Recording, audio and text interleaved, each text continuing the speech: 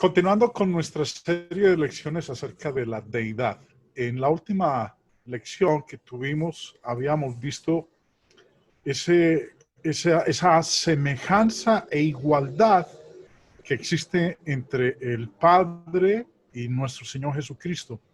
Vimos que lo mismo que se dice del Padre, eso mismo dice la Escritura que lo realiza el Hijo, nuestro Señor Jesucristo. Esta noche vamos a continuar con este tema y sí quiero pedirles, hermanos, que estén bastante atentos porque vamos a usar un poco de términos técnicos con respecto a esto. Pero se hace esencial que nosotros definamos lo que significa este término, deidad. Algunos no gustan de usar el término Trinidad, que porque no está en la Biblia, que es una palabra inventada por los hombres. Puede que el término como tal no exista en las páginas de la Escritura, pero lo que significa el término sí está escrito y revelado de principio a fin en ella. Lo que sí encontramos es el término deidad o divinidad. ¿Qué significa? ¿Cuál es la definición de esta palabra? Hay 3 textos en el Nuevo Testamento en donde aparece el término deidad o divinidad. El primero es Hechos capítulo 17.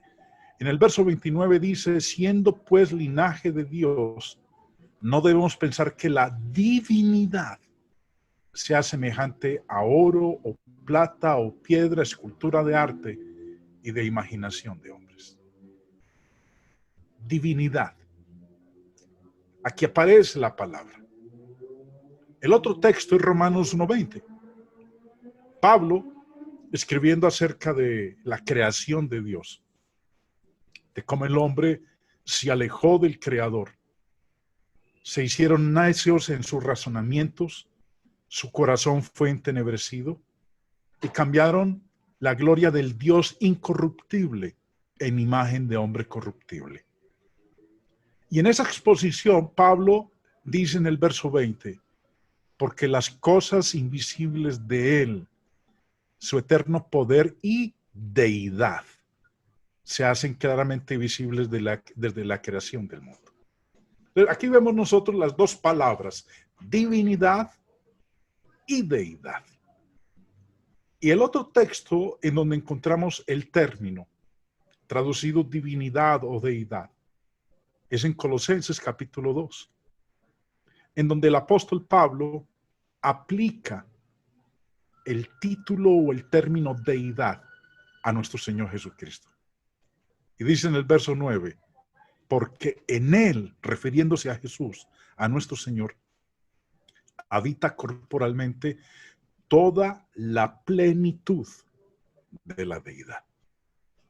¿Pero qué significa esa palabra? Sí, ahí está, pero ¿qué es lo que transmite esa palabra? ¿Cuál es su significado? El léxico griego del señor Thayer dice que la palabra deidad viene de este término griego, que significa el estado de ser Dios, divinidad. El estado de ser Dios. Señor Vine, en su diccionario, nos dice que Theotes indica la esencia divina de la deidad, la personalidad de Dios. Theiotes, los atributos de Dios, su naturaleza y propiedades divinas. Por decirlo en un lenguaje más sencillo, en palabras mías, sería decir que deidad es la naturaleza de ser Dios. Es la condición de ser Dios, es la condición, la naturaleza de ser divino. El léxico griego de Hermann Kremer sobre el término de deidad da esta definición. Colosenses, que en él habita corporalmente toda la plenitud de la deidad, está diciendo que en él habita todo eso que es Dios, su naturaleza, su esencia. El léxico griego de R. y Gingrich dice deidad, divinidad, usado como sustantivo abstracto para theos.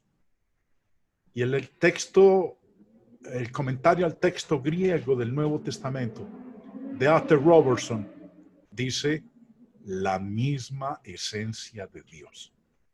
¿Qué es deidad? ¿Qué es divinidad? Es la misma esencia de Dios.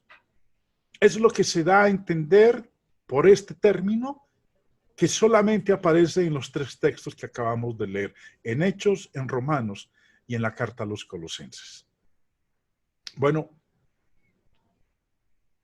antes de continuar, es importante que aclaremos esto que ustedes están leyendo aquí en la diapositiva. Dios es uno. Hay tres religiones monoteístas en el mundo. Tres religiones que creen en un solo Dios, no en varios dioses. Y esas tres religiones son el judaísmo, el islamismo y el cristianismo. Son las únicas tres religiones monoteístas sobre la faz de la tierra. Las otras religiones son politeístas. Creen en muchos dioses o en varios dioses. Pero el cristianismo, el judaísmo y el islamismo es una religión o son religiones monoteístas. Nosotros somos monoteístas. Nosotros los cristianos no creemos en varios dioses, creemos que Dios es uno solo. Es importante que nosotros aclaremos esto de que Dios es uno. En una de las lecciones previas que tuvimos hace unas 2 o 3 semanas atrás, habíamos estudiado algunos pasajes en donde se nos afirma de la pluralidad de la deidad. Sí, Dios es uno, eso es verdad. Pero ahorita vamos a buscar entender qué significa eso de que Dios es uno. Porque la Biblia, las Sagradas Escrituras, empiezan el mismo primer versículo de la Escritura, afirma de que la deidad, la divinidad, es una pluralidad de personas. No es una sola persona, son varios. Génesis 1:1 empieza diciendo, en el principio creó Dios los cielos y la tierra. Y en este primer versículo se nos está mostrando que Dios es una pluralidad. El texto dice Dios. En el principio creó Dios. La palabra hebrea que traduce Dios al castellano es la que ustedes ven ahí. Elohim o Elohim, que según el diccionario de palabras hebreas y arameas del Antiguo Testamento del señor James Strong, significa plural. Elohim es plural. Dioses en el sentido ordinario. Ahora, alguien podría preguntarse, bueno, ¿cómo así? ¿Dios es uno o son varios? Como nosotros estamos leyendo aquí el término en castellano, Dios, nos suena singular. Pero la realidad es que el significado de la palabra es plural, como lo dice el diccionario de las palabras hebreas y arameas del Antiguo Testamento. Para ayudarnos a entender un poco más, vamos a tener en cuenta lo siguiente. Antes de llegar a esos pronombres en donde se nos muestra la pluralidad de la divinidad, el señor Matthew Henry, en su comentario bíblico sobre Génesis 1:1, dice lo siguiente.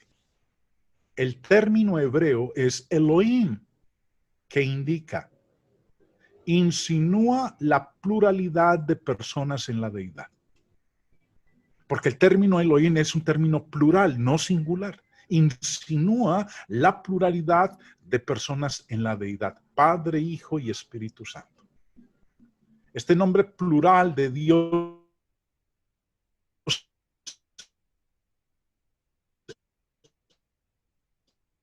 en hebreo, que habla de él como de muchos en uno, confirman nuestra doctrina de la Trinidad, que Si queremos saber nosotros quiénes componen la deidad o la divinidad, necesitamos recurrir al Nuevo Testamento. Como dice, claramente está revelada es en el Nuevo Testamento. Ahora, que la pluralidad de personalidades está envuelta en Elohim, en Dios, en Génesis 1, es algo que se nos afirma, se nos corrobora, se nos certifica por razón del hecho de que el sustantivo está expresado por el pronombre en su forma plural. Elohim es el sustantivo, es el nombre, pero está expresado también en forma de pronombre, pero ya de una manera plural. Para que lo entendamos, miremos el ejercicio.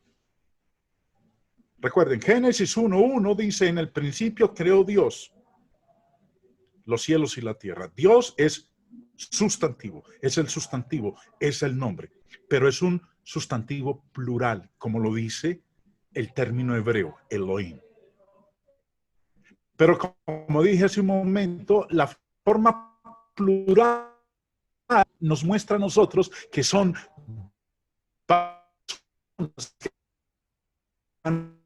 el Nuevo Testamento. Ahora, los pronombres plurales nos muestran que Dios es una pluralidad en la deidad. Génesis 1:26. Entonces dijo Dios. Miren lo que dice. Vuelvo y leo. La primera frase del verso. Nombre. A continuación nos muestra que este Dios es una pluralidad, porque este Dios habla y dice, entonces dijo Dios, hagamos al hombre. Habló en plural, Dios habló en plural. Dijo Dios, hagamos, no dijo voy a hacer. Si Dios fuera una sola persona, entonces aquí no existiría un pronombre, sino que hablaría en singular. El pronombre es nosotros. Dijo Dios, hagamos al hombre. ¿Cómo? A nuestra imagen. No dijo, voy a hacer al hombre a mi imagen. Si Dios fuera una sola persona. Pero no, los pronombres aquí en el verso 26 son plurales. Entonces dijo Dios, hagamos al hombre a nuestra imagen, y continúa el pronombre, conforme a nuestra semejanza. Ahora, lo que nos está mostrando entonces, hermanos, aquí el verso 26, es que lo que estamos diciendo del verso 1 es real. Dios es plural. El término Dios, traducido del hebreo Elohim, plural, los pronombres que él mismo utiliza en el verso 26 nos indican que Dios es una pluralidad de personas, no una sola persona. Como dije hace un momento, el Antiguo Testamento no nos dice cuántos son los que conforman a la deidad, a la divinidad. Nos muestra que es una pluralidad, pero no nos dice cuántos, 2, 3, 5, 100,000. No lo dice. Eso nos lo enseña es el Nuevo Testamento. Otro texto en donde encontramos nosotros a Dios hablando es en el capítulo 3. Y dice en el verso 22, después de que el hombre pecó, y dijo Jehová, Dios, nuevamente, Dios. Dios es traducido de la palabra hebrea Elohim, plural. Y dijo Jehová Dios, he aquí el hombre es como uno de nosotros. No dijo, he aquí el hombre es como yo, si fuera una sola persona. Dijo, he aquí el hombre es como uno de nosotros, sabiendo el bien y el mal. Ahora pues que no alargue su mano y tome también del árbol de la vida y coma y viva para siempre. Estos dos textos, Génesis 1:26 y Génesis 3:22, en donde habla el mismo Dios, Dios mismo está diciendo que Él está conformado por varios, no por una sola entidad, no por un solo ser, sino por varios seres. Sabemos por el Nuevo Testamento quiénes son, mas no nos es indicado quiénes son en el Antiguo Testamento. Pero sí, vuelvo y hago el énfasis y recalco esto, hermanos, de que la Biblia, el mismo Dios, el mismo que nos creó, nos muestra a nosotros que Él es una pluralidad de seres. Él mismo lo habló, Él mismo lo dijo. Hagamos a nuestra imagen, a nuestra semejanza. El hombre es como uno de nosotros. Muchas veces nosotros hemos leído Eclesiastés capítulo 12 y lo hemos aplicado cuando estamos exhortando y enseñando a los jóvenes. El texto dice de la siguiente manera, Eclesiastés 12:1. Acuérdate de tu creador, de su creador. Como lo vemos ahí, al igual que en Génesis 1:1, Génesis 1:1 dice: en el principio creó Dios. Lo leemos de manera singular, pero Dios ahí es plural. De la igual manera, aquí en Eclesiastés 12:1, acuérdate de tu creador. Creador, la palabra hebrea que traduce aquí creador, también es plural, no es singular. Es más, recordemos que Génesis 1:26, cuando habla de la creación del hombre, el texto dice: entonces dijo Dios, hagamos al hombre a nuestra imagen, conforme a nuestra semejanza. ¿Y qué es lo que dice Salomón en Eclesiastés? Acuérdate de tu creador. Ahora, ¿quién fue mi creador? El de Génesis 1:26. ¿Y qué dijo el creador de Génesis 1:26? Hagamos a nuestra imagen, conforme a nuestra semejanza. Señor Matthew Henry, en su comentario bíblico sobre Eclesiastés 12:1, dice: la palabra creador en Eclesiastés 12:1 está en plural en hebreo, como en Job 35:10. Es un plural de intensidad, como Elohim. Ahora, ¿por qué dice él y que es verdad si nosotros leyéramos en hebreo? Acuérdate de tu creador. En hebreo dice: acuérdate de tus creadores. Porque los que nos dice Génesis 1:26 es que fueron varios creadores. Recuerden, el texto declara: entonces dijo Dios, hagamos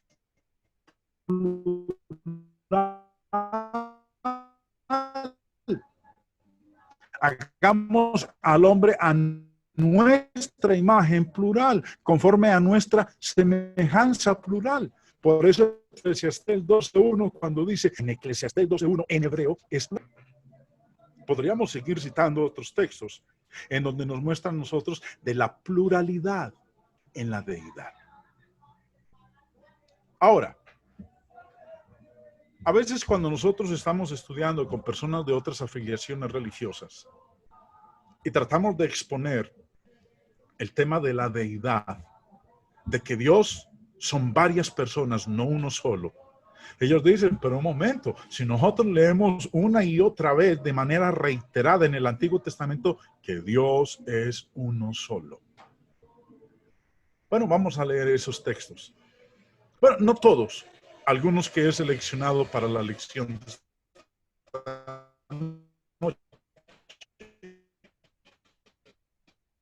Y miremos el contraste cuando se declaran en esos pasajes que Dios es uno solo, que no hay otro, Dios. El contraste es con quiénes o con qué. Deuteronomio 4. Están a punto de entrar en la tierra prometida. Moisés fue lo siguiente. Deuteronomio 4, verso 35. A ti te fue mostrado para que supieses que Jehová es Dios y no hay otro, que Jehová es Dios y no hay otro fuera de él. Mire, El énfasis que muchos nos hacen citándonos este versículo es que no hay otro. No hay otro Dios, solamente Jehová es Dios, no hay otro. ¿Por qué entonces ustedes dicen que Dios se compone de varios? Si aquí el mismo texto está indicando que no hay otro, que es solamente Jehová Dios.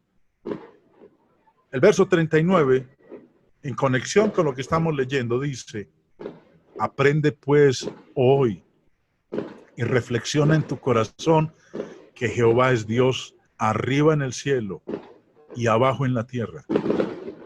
Jehová es Dios y no hay otro. Cuando me he encontrado con aquellos que niegan la pluralidad en la deidad, que más bien se declaran unitarios, tal la Iglesia Pentecostal Unida, que dicen que Jesús es el mismo Padre, que Jesús es el mismo Espíritu Santo, que Dios está compuesto o lo conforma una sola persona. Citan textos como este. O los testigos de Jehová, para decir que Dios es solamente Jehová, que Jesús no es el Dios.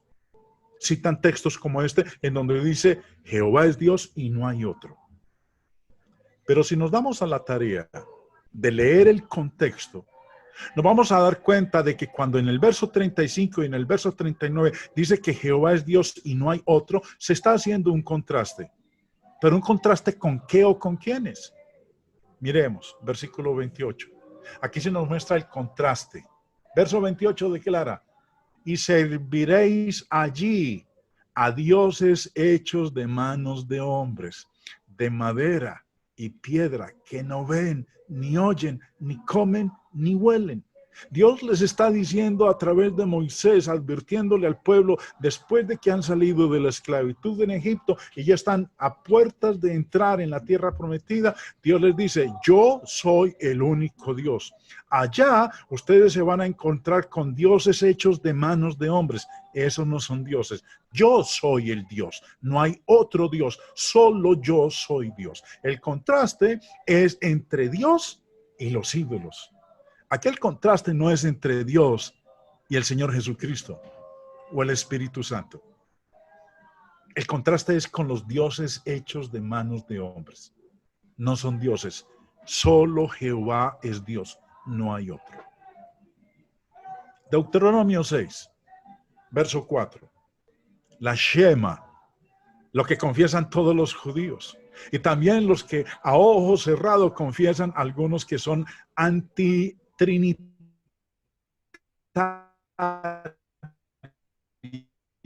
enemigos de la pluralidad de la deidad.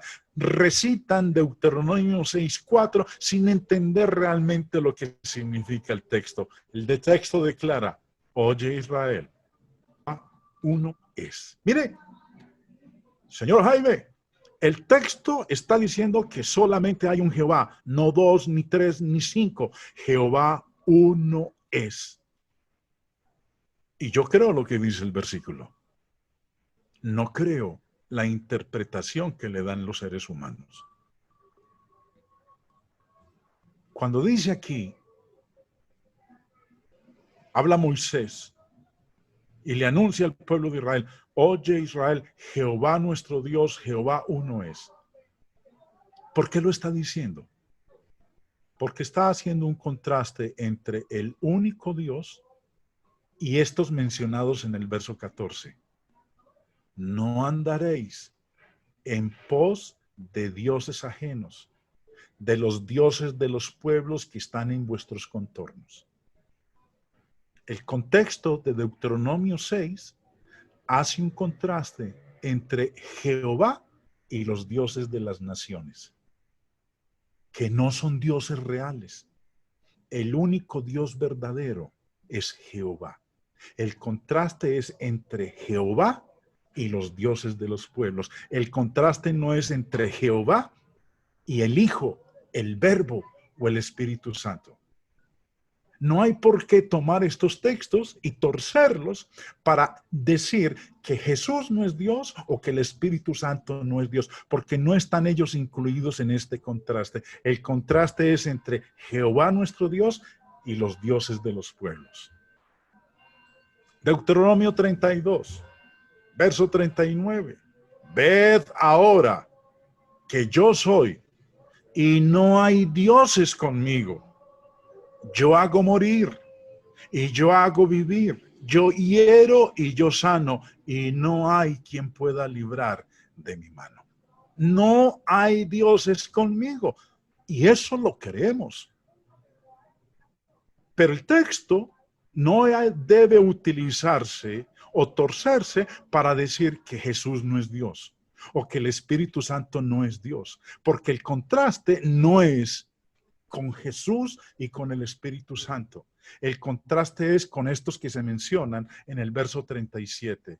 Y dirá, ¿dónde están tus dioses? ¿La roca en que se refugia?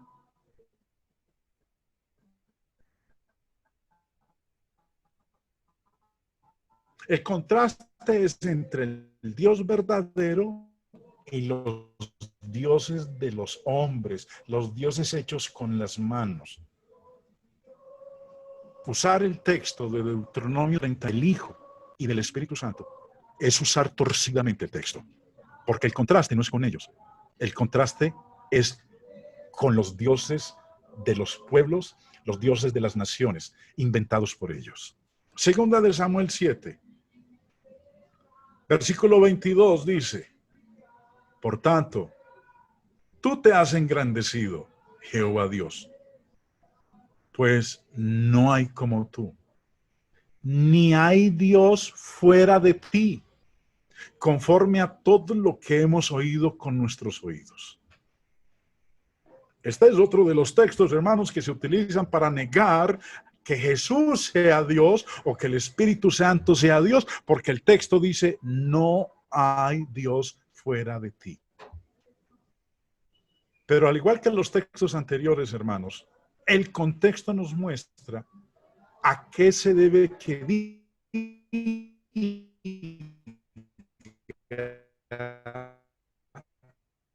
que no hay Dios fuera de ti. El versículo 23 dice, ¿y quién como tu pueblo? Como Israel, nació en la tierra, porque fue Dios para rescatarlo por pueblo suyo y para ponerle nombre y para hacer grandezas a su favor y obras terribles a tu tierra, amor de tu pueblo que rescataste para dioses. Volviendo a 2 de Samuel 7, dice, por tanto, tú te has engrandecido, Jehová Dios, por cuanto no hay como tú, ni hay Dios fuera de ti, conforme a todo lo que hemos oído con nuestros oídos. El contraste que está haciendo aquí, cuando dice, ni hay Dios fuera de ti, es con los que mencionan el verso 23. ¿Quién como tu pueblo, como Israel, nación singular en la tierra? Porque fue Dios para rescatarlo por pueblo suyo y para ponerle nombre y para hacer grandezas a su favor y obras terribles a tu tierra, por amor de tu pueblo que rescataste para ti de Egipto, de las naciones y de sus dioses. El contraste es con los dioses que se ha inventado el hombre, los dioses de las naciones. Y cuando dice en el verso 22, ni hay Dios fuera de ti, está diciendo que esos dioses de las naciones no son dioses, porque el único Dios es Jehová Dios. El contraste no es con Jesús, no es con el Espíritu Santo, es con los dioses de los hombres. Isaías 43, verso 10 dice, vosotros sois mis testigos, dice Jehová. Y este es el verso predilecto utilizado por aquellos que van tocando la puerta, anunciando un evangelio que no está en las escrituras y negando la divinidad de Jesucristo y que asimismo se declaran testigos de Jehová. Vosotros sois mis testigos, dice Jehová, y mi siervo que yo escogí, para que me conozcáis y creáis y entendáis que yo mismo soy. Y a continuación dice, antes de mí no fue formado Dios, ni lo será después de mí. Antes de mí no fue formado Dios. Miren, dicen ellos, Jesús no es Dios, Jesús no es Jehová, porque no fue formado Dios después de él, ni lo será después de él. Yo Jehová, y fuera de mí no hay quien salve. Pero una vez más la pregunta, en el contexto de Isaías 43, ¿por todo esto? Con Jehová Dios, para decir que no Dios será después de él. El verso 12 nos muestra el contraste y dice, yo anuncié y salvé e hice oír, y no hubo entre vosotros Dios ajeno. Vosotros pues sois mis testigos, dice Jehová, que yo soy Dios. No hubo entre vosotros Dios ajeno. Nuevamente el contraste es con la idolatría. No es con Jesús, no es con el Espíritu Santo. Isaías 44:6. Así dice Jehová, Rey de Israel, y su Redentor, Jehová de los ejércitos. Yo soy el primero y yo soy el postrero, y fuera de mí no hay Dios. Los unitarios, los antitrinitarios dicen, mire lo que dice la Escritura, fuera de él no hay Dios. Jesús no es Dios. Sigue la lectura. Verso 8, no temáis, ni os amedrentéis. ¿No te lo hice oír desde la antigüedad y te lo dije? Luego vosotros sois mis testigos. No hay Dios sino yo. ¿Sí ven? No hay Dios sino Él.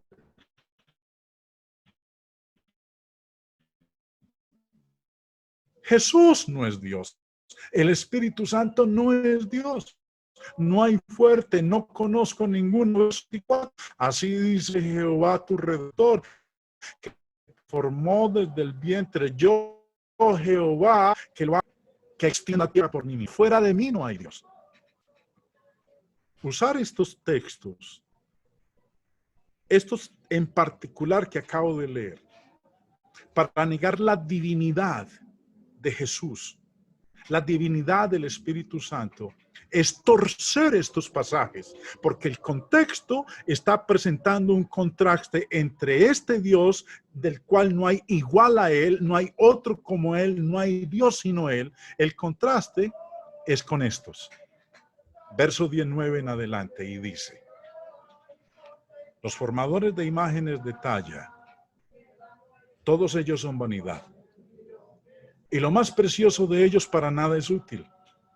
Y ellos mismos son testigos para su confusión, de que los ídolos no ven ni entienden. ¿Quién formó un Dios o quién fundió una imagen que para nada es de provecho? He aquí que todos los suyos serán avergonzados, porque los artífices mismos son hombres. Todos ellos se juntarán y se presentarán, se asombrarán y serán avergonzados a una. El herrero toma la tenaza, trabaja en las ascuas, le da forma con los martillos y trabaja en ello con la fuerza de su brazo. Luego tiene hambre y le faltan las fuerzas. No bebe agua y se desmaya.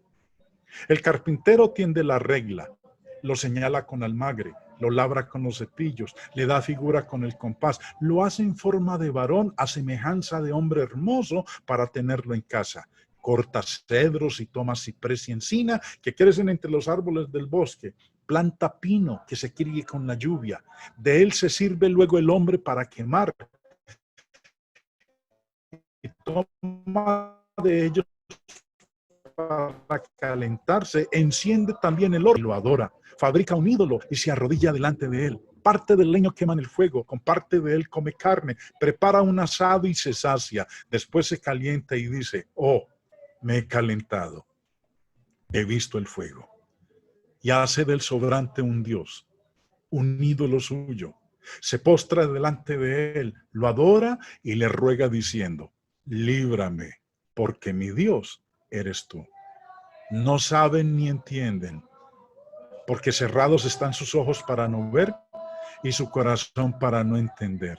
No discurre para consigo, no tiene sentido ni entendimiento para decir: parte de esto quemé en el fuego y sobre sus brasas cocí pan, hace carne y la comí.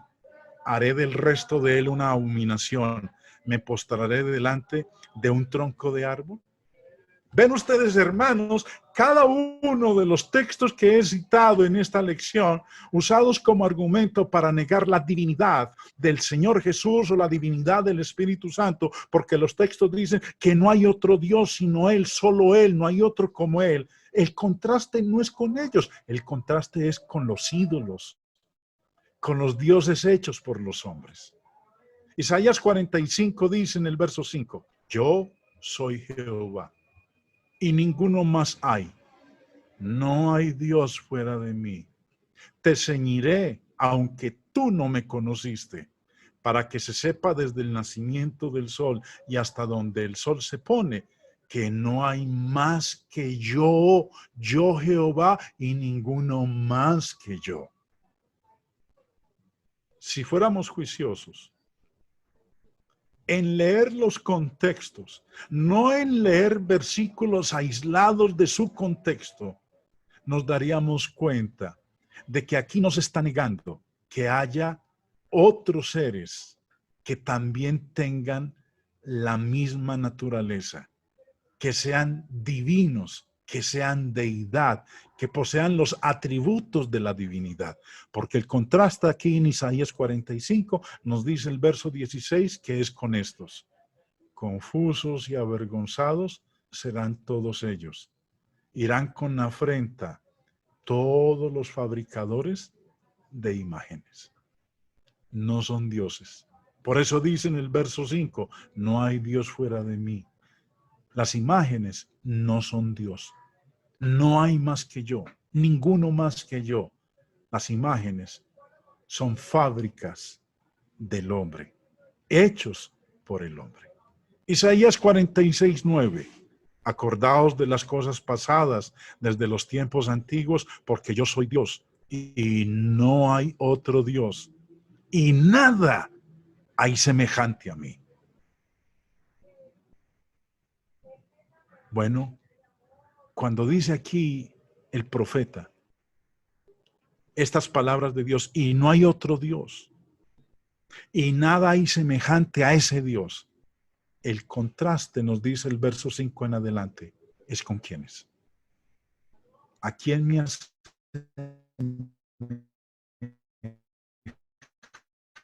asemejáis y me igualáis y me comparáis para que seamos semejantes? Sacan oro de la bolsa y pesan plata con balanzas. Alquilan un platero para... Se lo echan sobre los hombros, lo llevan y lo colocan en su lugar. Allí se está y no se mueve de su sitio. Le gritan y tampoco responde, ni libra de la tribulación. Suficientes estos textos, hermanos. Podríamos citar más, pero estos son suficientes para que nosotros entendamos y tengamos claro de una vez por todas que todos los textos que usted lea en la Escritura, en donde se hable, en donde se diga que Dios es uno solo, que no hay otro Dios, que nada hay semejante a Él, que solamente Él es Dios, el contraste es con la idolatría, con los ídolos de los hombres, las imágenes que el hombre se ha inventado, aquellos que han sido hechos de hierro, de metal, de madera o de piedra. Ese es el contraste, no con el Verbo divino, no con el Espíritu Santo. Como dice Santiago en el capítulo 2, verso 19, ¿tú crees que Dios es uno? Bien haces. Yo creo que Dios es uno. Y como dice ahí Santiago, bien haces, porque no soy idólatra, no soy politeísta, yo soy monoteísta, yo creo en un solo Dios. Los demonios también lo creen. Los demonios creen que en ese Dios que es uno, hay una unidad de seres que son el Padre, el Hijo y el Espíritu Santo. Dios es uno, pero no un uno singular, sino un uno plural. Ya lo leímos en Génesis 1. Dijo Dios, hagamos al hombre a nuestra imagen, conforme a nuestra semejanza. Dios es plural. El término Dios viene del hebreo Elohim, que quiere decir pluralidad de seres, que conforman un solo Dios, no varios dioses. El un Dios de la Biblia es una unidad.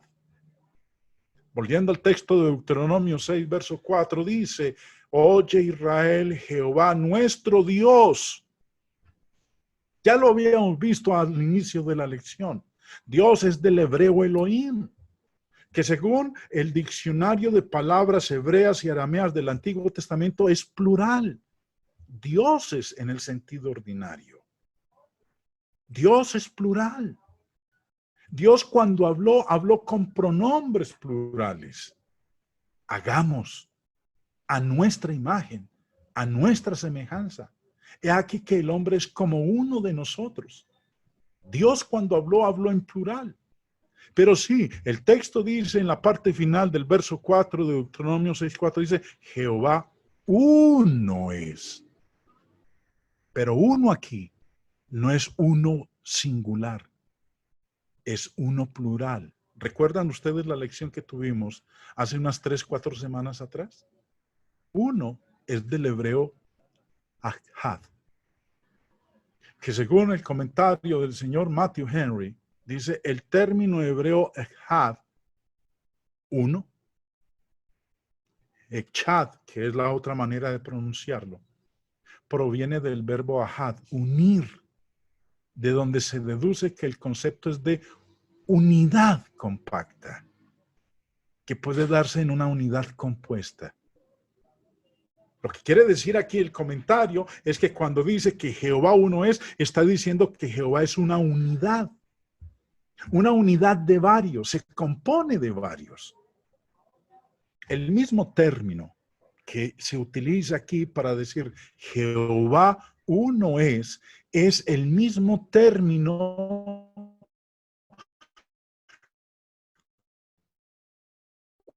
cuando dice en Génesis 2:24 del hombre y la mujer. Por tanto, dejará el hombre a su madre y unirá a su mujer y serán ¿qué? La carne. Y el término utilizado aquí es el mismo término utilizado en Deuteronomio 6:4 cuando dice Jehová Ahad, que acabamos de leer en el comentario del señor. El término hebreo es unidad. El concepto es de unidad compacta. Dios y Cristo son uno. Dios y Cristo son una unidad, no una persona. Así como cuando el hombre se une a una mujer, se convierten en una carne, no se convierten en una persona, siguen siendo dos personas, siguen siendo dos seres, pero se convierten en uno, se convierten en una unidad. Dios y Cristo son una unidad. Jesús dijo, yo y el Padre somos uno. Y los judíos entendieron muy bien eso. Es más, consideraron blasfemia lo que él dijo. Por eso lo iban a lapidar. Y cuando el Señor oró por sus discípulos, habló de la unidad que él y el Padre tienen. En Juan 17:11 dice de la siguiente manera: ya no estoy en el mundo, mas estos están en el mundo, y yo voy a ti, Padre Santo. A los que me has dado, guárdalos en tu nombre, para que sean uno, así como nosotros. Mire lo que está diciendo, hablando de sus discípulos, para que sean uno, así como nosotros, para que todos sean uno, verso 21, como tú, oh Padre, en mí, yo en ti. que también ellos sean uno en nosotros para que el mundo crea que tú me enviaste. La gloria que me diste, yo les he dado, para que sean uno, así como nosotros somos uno. Y el verso siguiente, el verso 22, nos dice de qué manera Él y el Padre son uno y cómo nosotros también podemos ser uno como Él y el Padre son uno. Verso 23, yo en ellos y tú en mí, para que sean perfectos en unidad. Para que el mundo conozca que tú me enviaste y que los has amado a ellos como también a mí me has amado. Sí, hermanos, Dios y Cristo son uno. ¿En qué? En unidad. Piensan lo mismo, hablan lo mismo, sienten lo mismo. Todo cuanto hacen es en unidad, en conformidad. No uno por un lado y el otro por el otro. Y de esa manera nos está diciendo a nosotros que seamos uno. Como Él y el Padre son uno. Que seamos una unidad. La deidad, Dios es uno. Pero Dios cuando dice es uno, está diciendo que es una unidad de varios. ¿Cuántos? No nos lo dice el Antiguo Testamento. Eso ya nos lo muestra es el Nuevo Testamento. Dios es uno. Una unidad. Dios es una pluralidad de varios, pero que están unidos. Piensan lo mismo, actúan de la misma manera. Son un unísono en todo lo que hacen. Dios es uno, mis hermanos. Vamos entonces a concluir nuestra lección por el día de hoy. Espero que de alguna manera lo expuesto en esta noche les haya permitido a un buen número de mis hermanos tener un poco de más claridad acerca de estos textos cuando dicen que Dios es uno solo, no hay otro, solo Él. Recuerde siempre, mis hermanos, que los contextos son los que se encargan de decirnos qué se está expresando cuando se dice algo de alguien o de algo. Nunca aislemos un versículo de su contexto, porque como dice una frase por ahí, un texto sin contexto simplemente se convierte en un pretexto.